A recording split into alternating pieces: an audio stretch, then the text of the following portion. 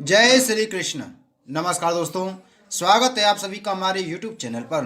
दोस्तों, आज मैं आपको माघ मास महात्म के 19वें अध्याय की कथा सुना रहा हूँ, जिसमें हम सुनेंगे वशिष्ठ जी का राजा दिलीप को गंधर्व कन्याओं की कथा सुनाना। श्री सूत जी कहने लगे, हे मुनीश्वरों, वशिष्ठ जी के मुख से इस तरह के वचन सुनकर राजा दिलीप बोले, हे भगवान, वे गंधर्व कन्याएं कौन थीं? उनको साप की प्राप्ति कैसे हुई थी? और लोमस जी के उपदेश से उनका पाप किस तरह शांत हुआ? उन्होंने माघ मास में किस जगह स्नान किया? राजा दिलीप के ये वचन सुनकर महर्षि वशिष्ठ जी कहने लगे, हे राजन, अब मैं आपके सामने उस व्याख्यान को कहता हूँ जिसके सुनने से अपूर्व शिक्षा और धर्म का लाभ होता है।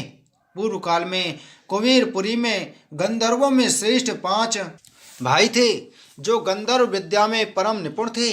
उनमें सुख संगीति के प्रमोदनी, सुशील के सुशीला, चंद्रकांत के सुतारा, सुप्रम के चंद्रका और स्वरवेदी के सुस्वरा नाम की कन्याएं थीं। हे राजन, ये 5 कन्याएं सुंदरता की खान थीं, गान विद्या में और नृत्य कला में निपुण हो गई थीं। जिस समय कुबेर की सभा में नाना प्रकार के बागों को बजाती व नृत्य करती तो सारी सभा चित्रलिखी सी हो जाया करती थी।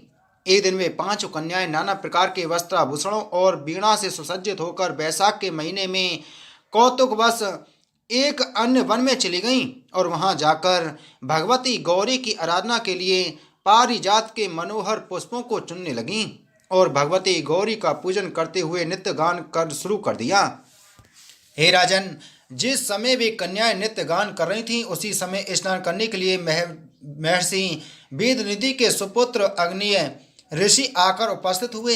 हे राजन, उस ऋषि कुमार का मुख मंडल कामदेव के रूप की सीमा को भी लांग रहा था। इस प्रकार साक्षात कामदेव के समान उस सुंदर ऋषि कुमार को देखकर गंधर्व कन्याएं उसके रूप पर मोहित हो गईं और अपने मन में सोचने लगीं कि पार्वती जी ने खुश होकर मेरे लिए ही यह पति भेजा है, इसलिए मैं ही इसे वरूंगी।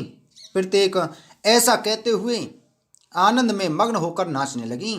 हे राजन, इस प्रकार जब उसने उन कुमारियों को अपने बारे में कुछ कहते सुना तो मध्याह्न की क्रिया से निवृत्त होते हुए उस ऋषि कुमार ने अपने मन में सोचते हुए कहना शुरू किया कि यह तो बड़ा भारी विघ्न उपस्थित हो गया है, क्योंकि ब्रह्मा, विष्णु, महादेव आदि सिद्ध देवता और मुनीश्वर भी नारी की अद्भुत लीला द्वारा जब मोहित किए जा चुके हैं, तब मेरी क्या गणना है?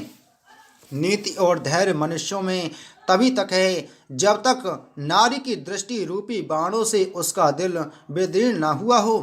इसलिए निर्मल बुद्धि वाले महात्माओं ने स्त्री संसर्ग को बड़ा दारुण और भयंकर कहा है। हाड़, चर्म, मांस, वीर्य, मल और मूत्र से निर्मित इस शरीर को जानकर भी मनुष्य शरीर में सुंदरता की कल्पना करते हुए बहुत से स्त्री पुरुषों ने अपने धर्म, यश और सुख के साथ स्वर्ग के सुख को खो दिया है। इसलिए कामदेव से मोहित हुई ये बलाएं जब तक मेरे पास आए तब तक मुझे छुपते हुए घर को चला जाना चाहिए।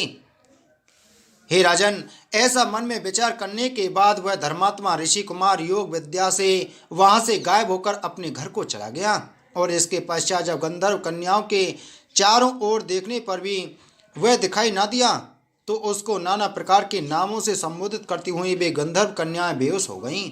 हे राजन, इसके बाद जब उन्हें चेत हुआ तो वहां से उठी और जिस प्रकार मणि खो जाने पर सर्प की जो दशा हो जाती है, उसी हालत में चिंतित होती हुई अपने घर आई और वहां आकर बिना कुछ खाए पिए और कहे सुने अपने अपने पलंगों पर गिरकर अचेत हो गईं। बोलो माघ मास महात्म की जय। बोलो विष्णु भगवान की जय।